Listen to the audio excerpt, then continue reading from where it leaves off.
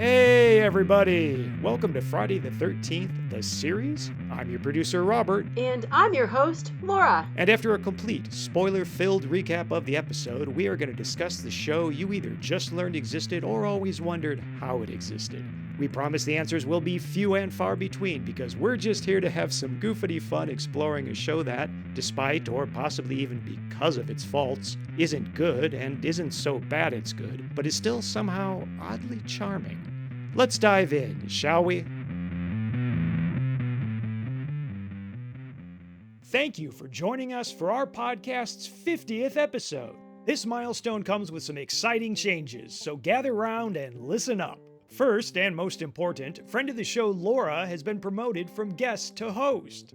That might sound like a downgrade, but it's not. And she bravely elected to return to the original format for the podcast, so it's time for the VH1 narrative pivot where we go back to our roots. That means she'll attempt to read my verbose and juvenile synopsis of the episode, having only received the script moments before recording. We'll frequently break the flow with comments, questions, and snide remarks, and you'll get a warts and all peek behind the curtain glimpse into the recording process. As always, I'm watching these episodes for the first time, whereas Laura caught some of them as a child and retains vague memories we're unearthing together as we go through them. Finally, my days of suggesting you watch these on YouTube are over, and my days of suggesting you download them directly from the Inner Demon Entertainment website have just begun.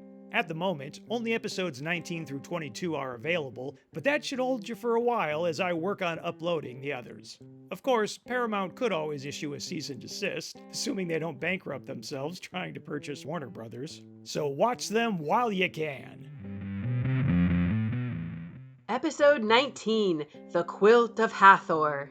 In a horse-drawn buggy, Reverend Josiah Grange professes his love for Jane, his teen fiancée. Oh, god damn it! The first scene of the episode, Friday, and you made it weird. Yeah, this storyline occurs on the farm of a fictional religious community, clearly modeled after one of the Anabaptist sects, such as the Amish or the Mennonites, and this opening unpleasantness is a one and done, so let's just motor through it. On the positive side, because this episode is shot on location, during a Canadian winter no less, the verisimilitude is high. In fact, they really splurged on the production value, not only filming this sequence with a horse, but including a crane shot to boot. I thought this had the best production value since The Baron's Bride, the time-traveling vampire episode. I agree wholeheartedly. It felt very real, and I know that there was a previous episode where you talked about not being able to see their breath, and you definitely see a lot of breath in this one. So much breath. Yes. There are times when there's so much breath, it looks like the breath has actually frozen. I did want to point out a tiny detail that amused me. The credit for Kate Trotter, who plays Effie Stokes, appears over a shot of a trotting horse. To quote Bill Hicks, it's irony on a base level, but I like it. And actor Scott Paulin delivers a compelling and commanding performance as Reverend Grange. It's just a shame that he went full creep so quickly, given that, for a split second, he was giving off real Don Johnson energy, assuming Don Johnson were undercover as Abraham Lincoln. You got Abraham Lincoln too, huh? Oh yeah, all the Mennonite beards. How could you not? I'm going to look quite the fool if it turns out Pennonites are a real sect. But as far as I can tell from online searches, I'm pretty sure they're fictional. No, I did the same Google search and I didn't find anything similar. So I think we're okay. Reverend Grange's makeout session with young Mistress Jane is interrupted by mousy, bespectacled Effie Stokes, who calls out the inappropriateness of the age difference, and yet she will turn out to be the antagonist of this narrative. Friday, what is it with you and forbidden relationships? I did want to say here, I was slightly annoyed at the cliche of the plain woman wearing glasses. Doesn't she know if only she took off the glasses and let her hair down, she'd be beautiful? Exactly. I did Google the actress, and she is very beautiful. Although I will say that I Googled the character name, Effie Stokes. Uh-oh, what came up? The first result that comes up in the Google search is actually her character from Friday. I think Google does her slightly dirty because it does include a photo of her that looks slightly like Marty Feldman's Igor from Young Frankenstein. Ouch. She's just making an odd face. They caught her mid-sneeze. Yeah, I think she's biting her lip. Is it supposed to read as seductive? For reasons I didn't comprehend, we cut to an overly directed dolly shot inside a dormitory that mostly serves to establish a tree branch scraping against a hall window. Technically, this is a horror series, but there's no reason for this detail here, as we're about to dissolve through a bedroom door. See what I mean about over-directed? To witness Effie removing this episode's haunted curio, a bespoke, hand-stitched, satanic quilt from a false bottom in her footlocker. Once again, a wind-blown tree branch is gently rapping at her bedroom window. We dolly with her gaze, fade to the hall, and dissolve through another door to find young Mistress Jane deep in bedtime prayer.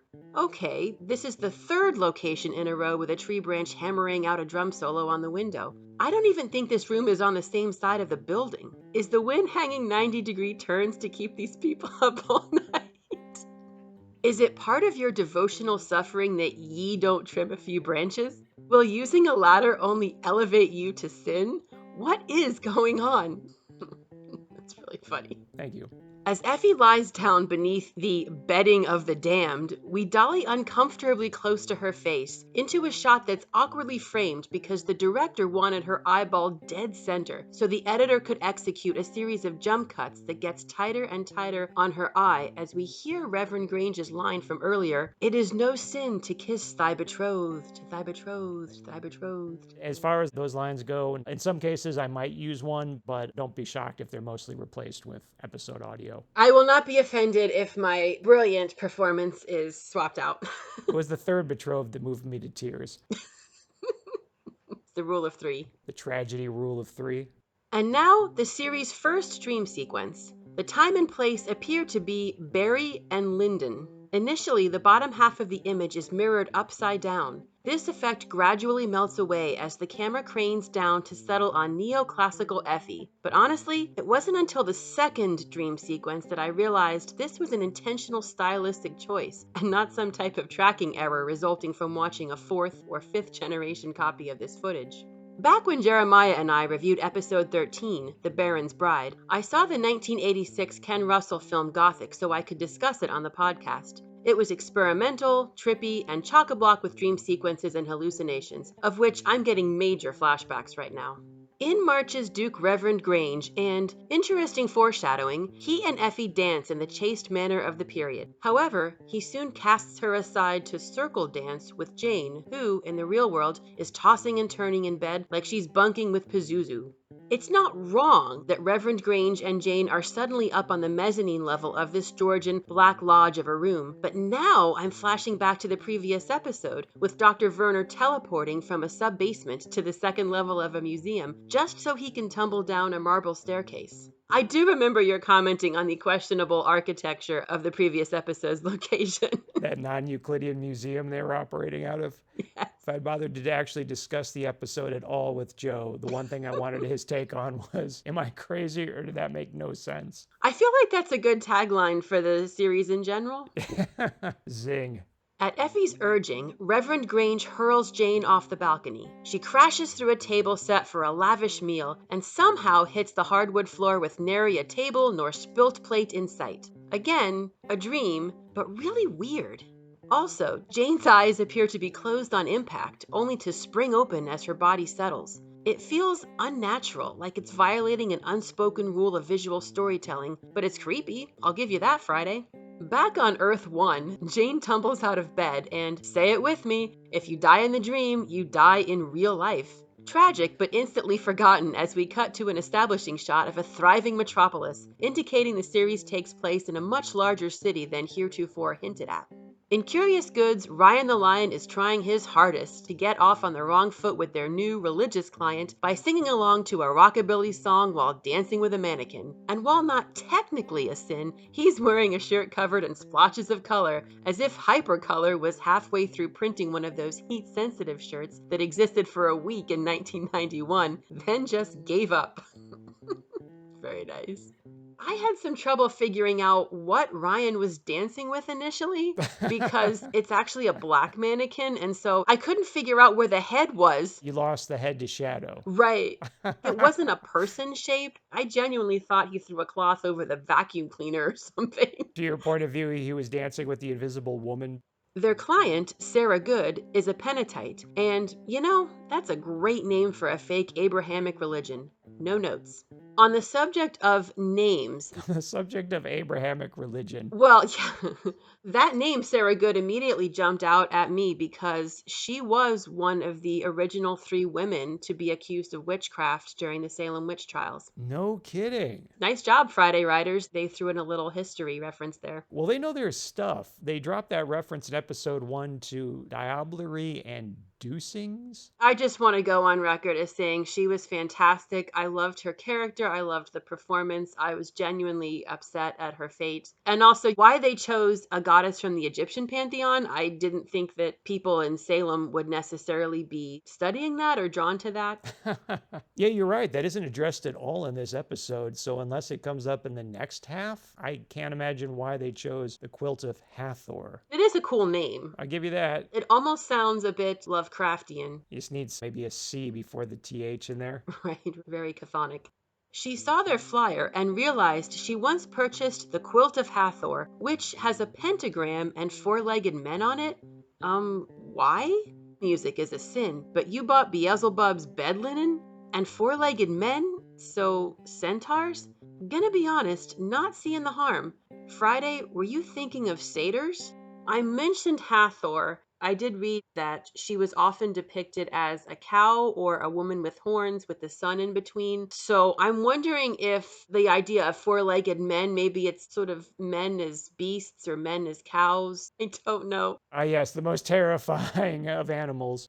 She was a symbol of divine motherhood. She represented love, beauty, dance, and music, so very much in keeping with the themes that we see in the episode. I did also read about a practice called dream incubation, which basically involved people going to places like a temple and you would go to sleep and you would receive dream messages from the gods and goddesses. So there is a connection between Hathor and dreaming. Nice work, Laura. You totally understand the spirit of this show. You have to do the lion's share of the headcanoning and a fair amount of homework to have it make any sense. It's not about the destination, it's about the journey. So even though I may not get any concrete answers, it's still a really fun jumping off point for research and just learning about something new. So she was the feminine counterpart to Ra, the sun god, and apparently she at times had a vengeful side to protect him. So we see her assisting us mere mortals in our vengeance. Were they married or was she just his counterpart? It just says counterpart. No family line stemming from them? No, I mean, in the Egyptian pantheon, there's a lot of sort of sister wives and interesting family trees and relationships. Yeah, the Bible too. No fooling. Yeah, the Pentatites managed to dodge that bullet so far. Right, and it's a very bold choice for anyone to have a quilt that has a pentagram on it. Why on earth did Sarah Good select that, Laura? I mean, what is she doing shopping at a cursed antique store in the first place? Going to the big city and shopping at a curio shop, and of all the things they sell, she picks the thing with the pentagram on it. I know, right? You often see people sewing and quilting in these communities. I'm surprised they wouldn't make them themselves. It should be the other way around. She should be trying to sell Uncle Lewis on the quilt that they made. Right. I mean, that actually would have made kind of a cool plot twist that the quilt came from the same community. You see what I mean about how we have to write this ourselves, Laura? Yes. Always with this show. And the history of this quilt? It was sewn in the 1890s by Salem women who were following the occult. The 1890s? That recent? Grover Cleveland was in office, for the love of God. Yeah, I thought that was an interesting choice because that's 200 years after the Salem witch trials. Trains were crisscrossing the continent. We were on the cusp of motor cars. The description is that they were following the occult. And the sad thing is, we were still burning them alive. Well, actually... Oh, this is going to get grim, isn't it? I broached a subject I shouldn't have touched with that 10-foot pole. No, it's okay. Actually, most accused witches were hung rather than burned. I know in the UK as well, during their witch trials, it was almost exclusively hanging. For a second there, I was going to say, oh yeah, I think burning was more of a European thing, but I'm really just thinking of Joan of Arc. Right. More a medieval thing. We've moved on to the far more humane hanging. Yes.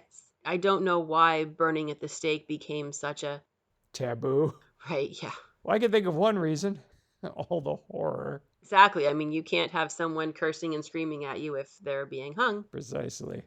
While discussing the previous episode, I mentioned that John D. LeMay's charisma finally broke through for me, and I'm doubling down on that assertion here. When Sarah Good stares almost directly into the camera to proclaim, I knew the quilt was evil, he glances to Mickey and Jack as if asking, anyone here gonna acknowledge that? Then pops off with, well, thanks for bringing it back, as if hinting she can leave now in the most politely Canadian way possible. I love that delivery. He totally conveys the subtext with that line. So you leaving? To date, that is my favorite line from Friday, her delivery. And I'm glad you mentioned her eye line as well, because she really is looking right at you when she says that. Again, I love this character and this performance. It's fantastic. Oh, I could watch a whole spin-off with her and Ryan the Lion driving around in a van solving mysteries. Yes, yes. I mean, no offense to Louis Roby, but I kind of wish it was those two and Jack.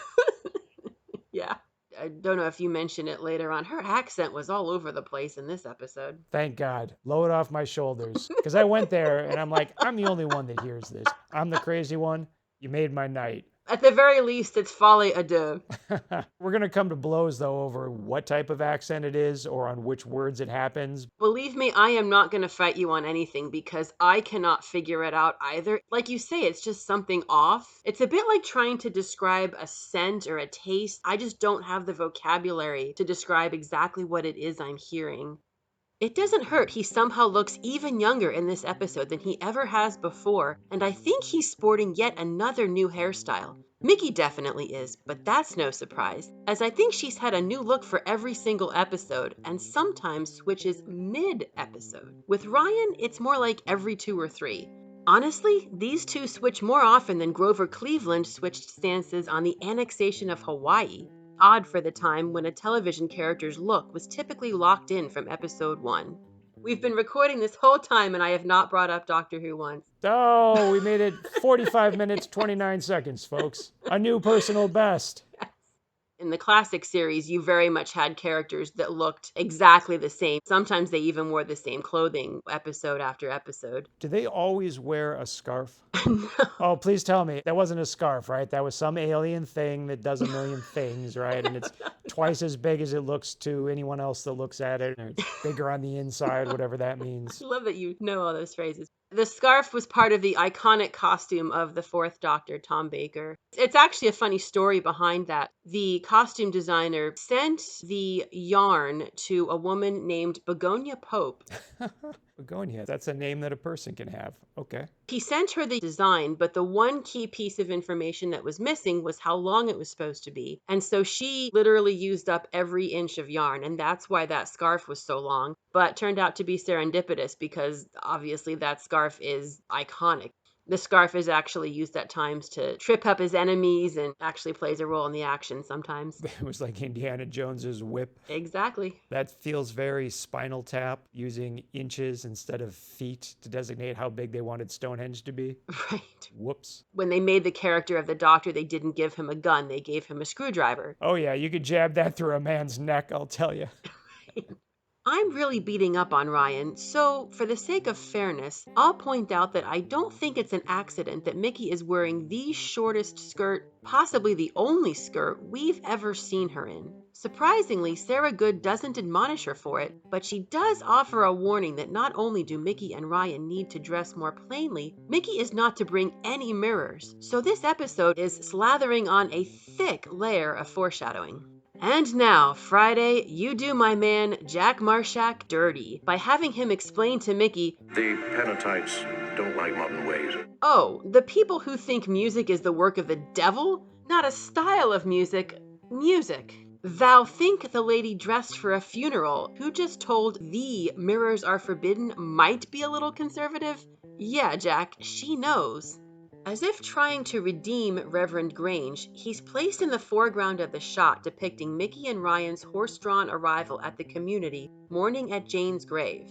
Should that be depicting Michelle and Ryan's horse-drawn carriage? I can't believe you brought that up. Yeah, it's in the script a little bit later. Sorry, I'm getting ahead of myself. Nicknames are the sobriquets of the devil. That they are. In lieu of a tombstone, they favor the ersatz option of a wooden cross, as if buried by a wagon train traversing the prairie. Speaking of, how the hell did they break ground during a Canadian winter? And did they have Wren do it? So Stimpy wouldn't strike a vein of poison dirt? Final question, why is the dirt mounded up to chest height as if trying to inspire the sick triceratops scene from Jurassic Park? I suspect it's just a TV trope that whenever you have a freshly dug grave that you have to have the mound of dirt, and they just didn't know where to stop. They wanted a frame that was chest height with him in the foreground, so they just mounted the dirt up to chest height. It makes no sense, Laura. I love shots like that where you can tell that the director wanted something in the same shot as something else. And so you've got people holding things ridiculously close to their face, or you have those moments where it's all done for the sake of the shot. You can have camera trickery and forced perspective up to a point, but beyond that, the illusion snaps under its own weight. Right. At least the cross makes it abundantly, almost suspiciously clear Jane was actually 20, so older than I thought. As Sarah Good gives Mickey and Ryan the tour, Ryan can't help doling out cheeky remarks, and once again, John D. LeMay's boyish charm shines through, as if Ryan has realized he'll never fit in, so the pressure is off and he can just mischievously mock and make wanton innuendos about everything. He's like that kid who smashes a dinner plate but laughs so freely about it, you can't help laughing with him. I absolutely love when Sarah Good is talking about the building for the unmarried. You have the men at one end and the women at the other end. And Ryan says, oh, and they meet up in the middle. And she replies, oh, no, there's punishments for transgressions. And Ryan says, yeah, we live in the same way, which I don't understand. And then Matthew's reaction, like he genuinely leans over sideways to look at Ryan with this WTF. Like, what the heck are you talking about? It's one of my favorite character reactions in the episode. When they alight from the coach and are greeted by Laura, Reverend Grange's daughter, Sarah Good introduces them as Ryan and Michelle. Has Mickey ever been referred to as Michelle? Maybe back in episode 1? I'll have to look into that. Sarah Good claims Mickey and Ryan are her sister's children and that they're investigating the Pennatite faith. Wow, Sarah Good. For someone who shouldn't have much experience lying, you just delivered 2 whoppers without missing a beat. And you're the one who purchased a clearly demonic quilt? Remind me never to turn my back on you if you're holding a knife. That's a really good point. That pond runs deep. It's just so weird that Sarah Good is so blasé about breaking every single one of her vows. Right, exactly. Like all of them, Laura. I love this woman even more. Ryan clearly has eyes for Laura, which prompts Matthew, their carriage driver, to interject that he and Laura are betrothed. A lot of betrothals round these parts, I must say. Oh my gosh, I love how immediately Matthew clocks Ryan's intentions. All Ryan says is, yeah, it's really beautiful here, and Matthew's just like jumping in immediately. Yeah, she's mine. Not as innocent as they seem. No disrespect to actor Diego Matamoros, but between his black hat and body-length coat and round wire-rimmed glasses, he's definitely the face-melting Nazi of this group of zealots. Oh my gosh, you are so right. You didn't clock that sooner? No, but it was something about his face, but now that's exactly who he reminds me of. Between that and what he's about to do to Ryan a couple scenes from now, that dude is dark. Yes. Oh, geez, Laura, that Pennatite is real dark. I love how many times he tackles Ryan. He's just constantly waiting off screen, ready to tackle Ryan at a moment's notice. Well, and how many times Ryan needs to be tackled? Take the hint. He just seems to do whatever he wants in full view of everybody with no sense of self-preservation. I notice on IMDb, Diego changed his last name at some point from Matt Moros to Matamoros. Would love to know the story there. It must have been someone else working in the industry, maybe, with that name, Diego Matamoros. I've heard Matamoros, as in killing the Moors. Never seen it without that second A, so maybe it was changed to get away from that meaning, and maybe he adopted it back. You know, Ryan puts his foot in his mouth a lot, and will poke gentle fun in the service of a harmless joke. But Mickey is no better, and actually worse. When Sarah Good informs her all marriages are arranged by the elders, she straight up replies, How awful. Real rapier wit, Mickey. Definitely zinged her with that one. And did I hear a bit of that British/Jersey accent again in your delivery of awful? Damn it, I thought we moved past that. She has a very rounded awe. In the previous episode, it was the way she said hospital. I'm kind of hearing Martha's Vineyard socialite type. It's British by way of a transatlantic accent. Exactly. That works for me. It's the best explanation I've heard. After a lovely establishing shot of a winter sunset, We cut inside an overlit dining hall that reads more like a summer afternoon. If these people really eat dinner just before going to bed, as we'll see in the next scene, I think they'd be eating by lantern or candlelight. Of course, then all present might not notice Ryan the Lion staring at Laura with the subtlety of the old man from A Clockwork Orange offering Alex DeLarge more wine. Reverend Grange ends the pre-dinner prayers with a genuinely moving tribute to his lost Jane. And more, I feel like they filmed that opening shot first, without giving actor Scott Paulin any context for the relationship, and he just assumed the Reverend was as lecherous as I did. Are you laughing at dead Jane? No. Oh my goodness. No, I was laughing at Ryan's line coming up here. Ah. Compounding the issue is Ryan the Lion breaking the ice by blurting out to Laura and Matthew, "So, when you getting married?" to which Matthew replies, they'll be wed next week when Laura turns 20. So the show is going out of its way to establish 20 as the marrying age, as the Reverend himself mentioned Laura being of legal age. I'm no expert, but that's actually older than the legal age to marry in much, if not all, of the United States, where the age with parent consent can still be shockingly low to this day. Oh, there's still people fighting bans to marry your cousin. It's wild. Maybe there's hope for Mickey and Ryan. I can't believe they get through this episode of all of them without cousin marriage being brought up in any way. Not to jump ahead, but Mickey is definitely way more upset than she should be at the end. Yeah, they're starting to lean back into it. It seemed like they had finally moved on, but I'm so worried about the next half of this storyline, Laura. Ryan racks up another unforced error when he sets down his glass of switchel to casually ask Mickey in an otherwise silent room if she can imagine marrying someone she was told to, even if she didn't love them. Effie takes it upon herself to scold them for questioning God's will, and, to quote Chicago, he had it coming. As Sarah Good shows Mickey and Ryan to their rooms, she explains they rise at dawn and sleep after dusk. Depending on the part of Canada they're in, doesn't that mean they could be sleeping for like 10 or 12 hours during the winter? That's a good point. Thank you. Appropriate as we are recording on the longest day and the shortest night. Nice solstice shout out, Laura. Thank you. Mickey and Ryan are delighted to learn nobody locks their door, so searching for the quilt will be a snap. You know, Sarah Good, I have to ask, are you sure you're a Pentatite? Because you seem to have zero compunction about violating almost every belief you claim to profess. Even back when someone stole the quilt out from under you, shouldn't you have reported that? When she first goes into Curious Goods, she talked about how she used the quilt. She sure did. She says it roused feelings I never knew I had. What kind of dreams was she having? Did she kill anybody? I mean, presumably not. Yeah, I guess if you don't actively want anyone dead, it just produces erotic dreams. That's its default setting. I guess. They set it to erotic dream at the factory, Laura. We can't do anything about that. Right.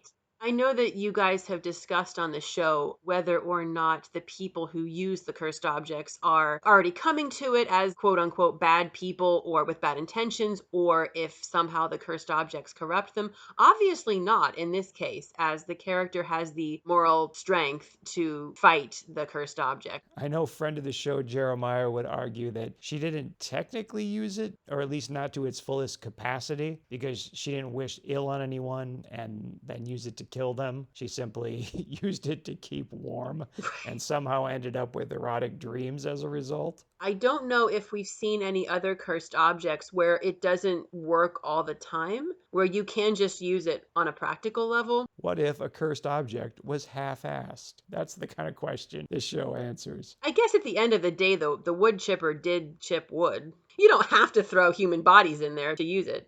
And now that I'm thinking about it, did Effie only use this quilt for the first time a few days ago, at the exact time Sarah Good happened to receive a flyer from Curious Goods? Or has Effie been committing crimes with it for years? No time for answers, because Ryan the Lion decides to stroll the grounds.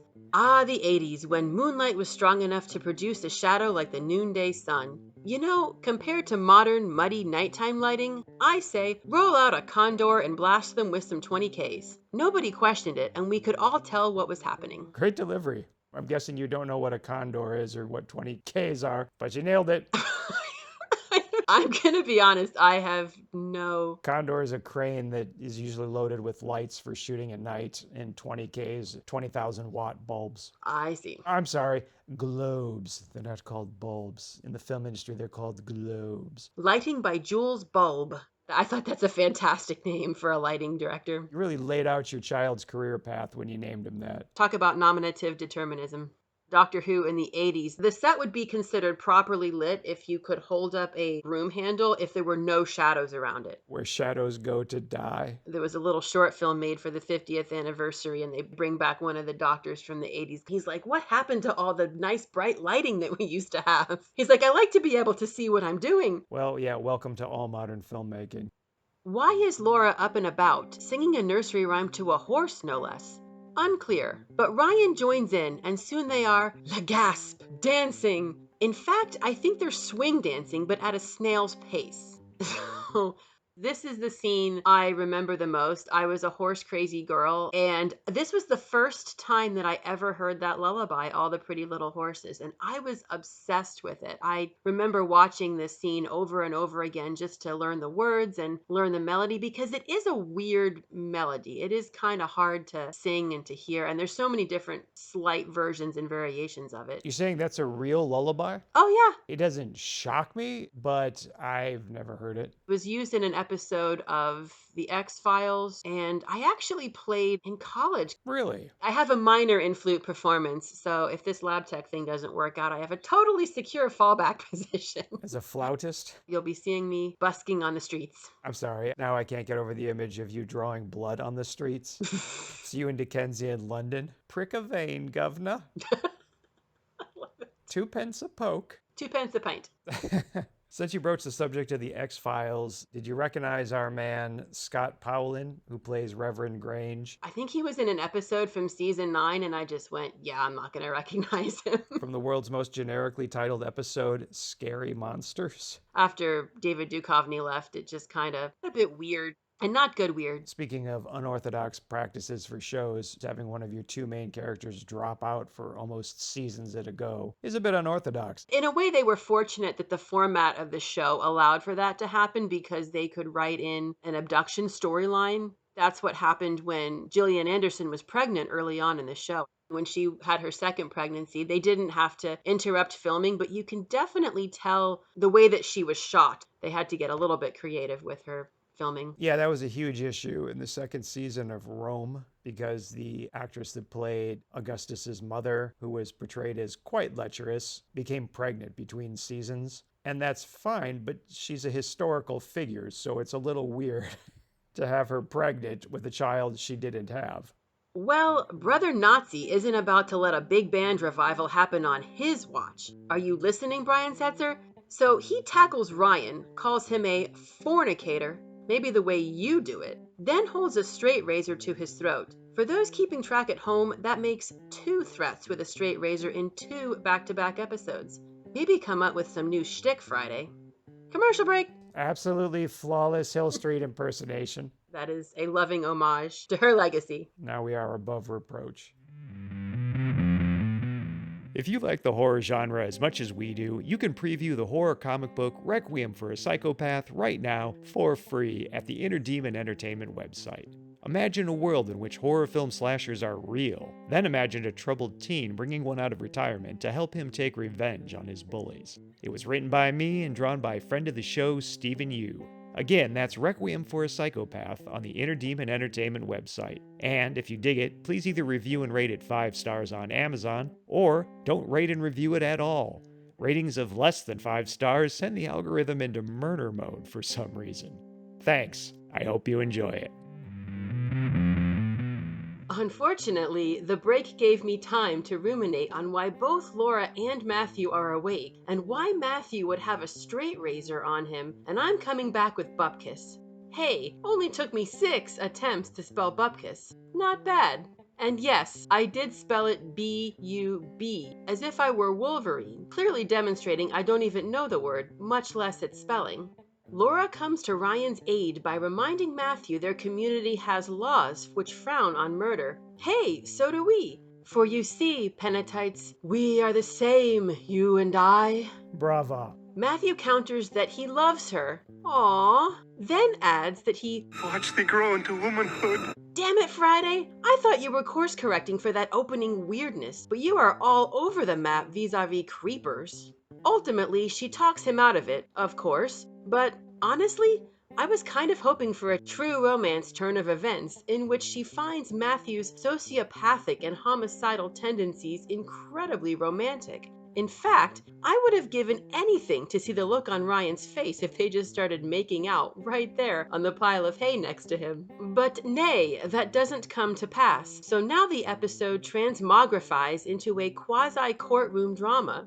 Matthew greatly reduces his proposed sentence from murder to banishment, but slips up in referring to Ryan as an adulterer. Reverend Grange seizes on the loophole that none of the involved parties is married. True, but I feel like thou art honoring the letter of the law here, Reverend, as opposed to the spirit. Nice job with transmogrifies. It's a good word. You've read your Calvin and Hobbes. Blink and you'll miss it, but there's a shockingly candid moment after Matthew's accusation, in which Laura meekly protests, No. and John D. LeMay laughs, either at her delivery or some secret we'll never know. If it was a deliberate acting choice, congratulations, Mr. LeMay, you sure fooled me. Matthew is then forced to downgrade the crime to dancing. So yeah, probably good you didn't slit Ryan's throat. Laura falls on her sword for Ryan, taking the blame for the singing and dancing. It's a beautiful bit of writing, but I'm afraid Carolyn Dunn, the actress playing Laura, trained at the January Jones Conservatory, so it's not going to move you to tears. However, she does have a beautiful singing voice, and actually, John D. LeMay is no slouch. You know, I'm suddenly wondering if that lullaby is more popular in Canada. It was the X-Files. Yeah, so maybe. That's our litmus test. I've never been to Vancouver. It's somewhere that I would love to visit. I know that they have X-Files walking tours where you can see the locations. Did I ever tell you I worked on a show with David Duchovny? Aquarius, That sounds familiar. about the Manson murders. I was background on it for a few days. Nice. They actually filmed part of that on my street. Did you slip in and were you background as well? No. Yeah, I've never checked to see if you can actually see me or not. I've meant to do that for years, but never got around to it. I'll be honest, I found it boring. I know that sounds odd to say. Well, I hope it wasn't my performance. No. Background cop number 7. Oh, that was the first thing I mentioned in my scathing review. That man can't hold a file folder to save his life. Have you ever read Helter Skelter? Oh, I went through that with a highlighter. Done and done. And I mean done. I'm just kidding. Actually, I have not read it. That was a joke from comedian Don Reese. He was describing tactics on how to get a seat on the bus by yourself. Speaking of Ryan, he does step up, confessing to consentless dancing. Mickey attempts to help, revealing that in our world, everybody dances. Nice touch on the accent. They know, Mickey. That's why they have the rule. I know you're trying to help, but maybe don't condescend these good people. 1, because it's impolite, and 2, because I'm already starting to feel like I'm watching Footloose. And hey, what did I say earlier about Mickey changing looks multiple times over the course of an episode? Well, she's done it again to better fit in with this society, so partial credit. Reverend Grange takes a surprisingly nuanced stance on the matter before him. Although one of the defendants is his daughter, deciding only Ryan will be punished with a slap on the wrist of having to stay away from Laura. Even at that, Ryan balks, until the Reverend's fire and brimstone convinces him not to poke the dragon any more than he already has. That is one of my favorite moments from this episode. I do want to read that quote that he gives when he's issuing his verdict. The word of God is plain, we must shun music and dance. Yet I cannot believe God intended that a mother could not croon a lullaby to her child, or that child remember and respond. And that is really beautiful because in these communities, obviously, they have very harsh and strict rules, but this really brings in the human element that really we have to temper our beliefs with a little humanity. They're surprisingly nuanced. Exactly, that's a good way to put it. I just find it interesting to examine the counterfactual. If this had been written by American writers on an American production, how much more fire and brimstone and, quote, dramatic this would have been. There's a real Canadian reasonableness about this whole scene. For a group of religious zealots, these people are surprisingly flexible. Well, and you did point out that this is his daughter, so it's one rule for me and another for thee. Apt use of thee. I agree completely about his daughter, but he really could have overcompensated then by throwing the book at Ryan. But even then, he's very reasonable. You mentioned thee just then. I missed the part earlier, the scene where they were in the carriage on the way to the community, and Ryan is trying to talk like them with all the thees and thous. Yeah, and she's like, you can just say you, it'll be fine. More of that John D. LeMay charm offensive that's on full display in this episode.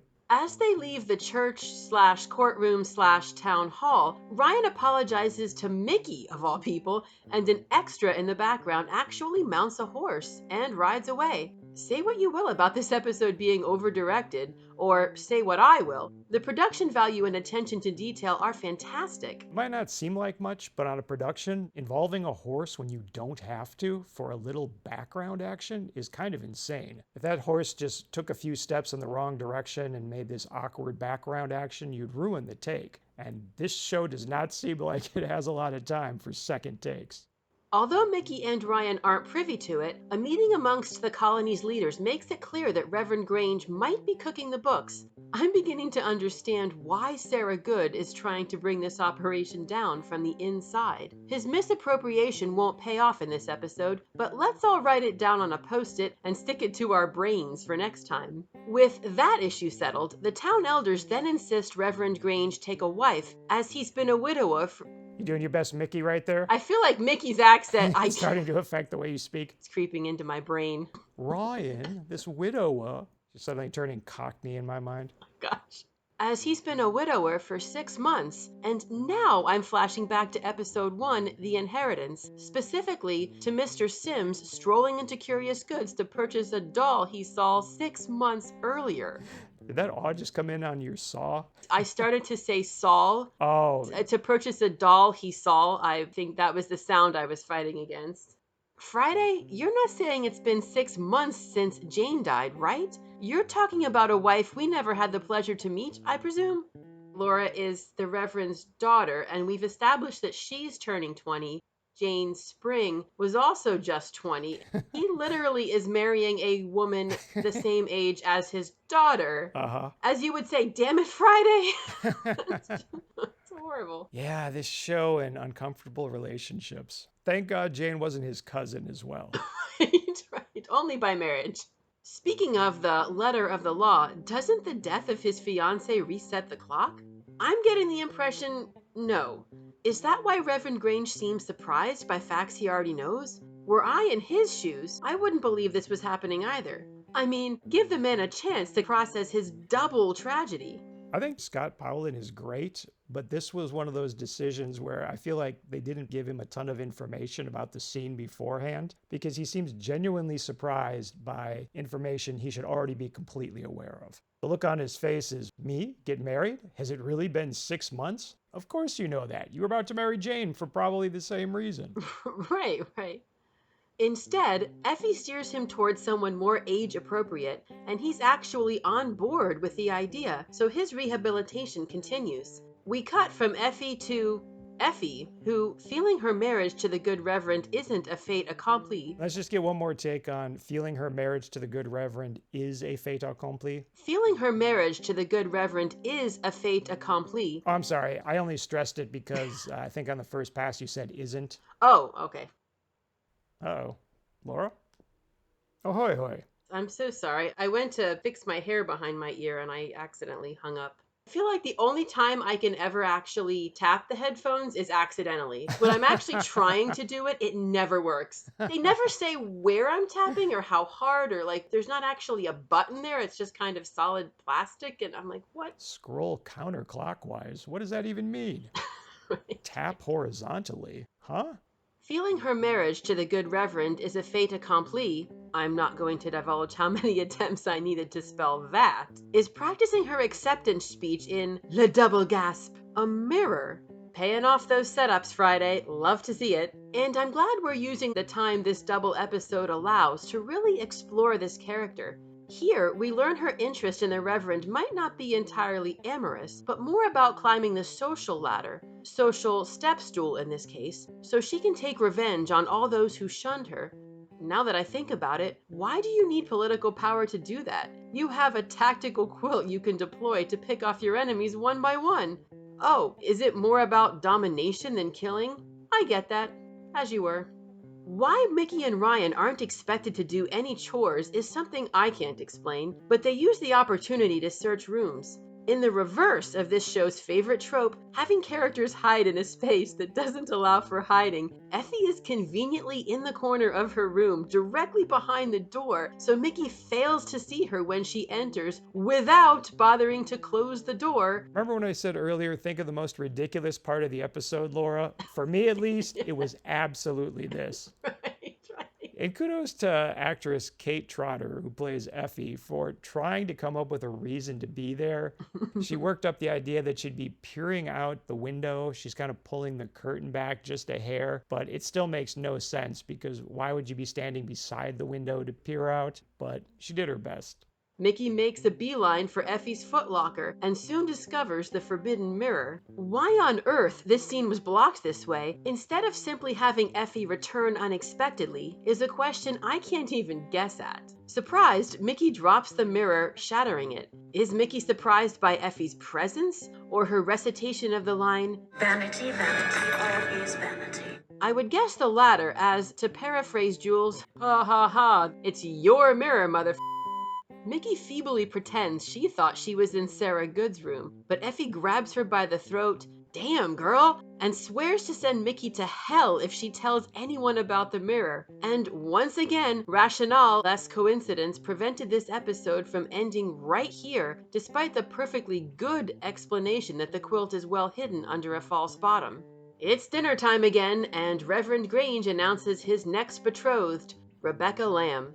Damn, Effie, you might actually have to be the last woman on Earth before this man will marry you. I almost started to feel sorry for her. I know. Cannot catch a break. I just want to know how many 20-year-old women there are in this colony. Yeah, I was thinking the same thing. It's going to be an all-male community by the time she's done. Right. I'm happy to report Rebecca Lamb appears to be of comparable age, so the rehabilitation train just keeps chugging along. Quick shout out to both the director Timothy Bond and actress Kate Trotter for a shot of Effie just raging inside while completely repressing it.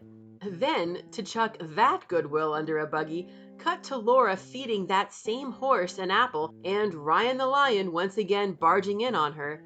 Dude, she's just not that into you. And the last time you tried this, you almost got your throat slit. My thoughts on Reverend Grange being a creeper are now inversely proportionate to my belief you might be one.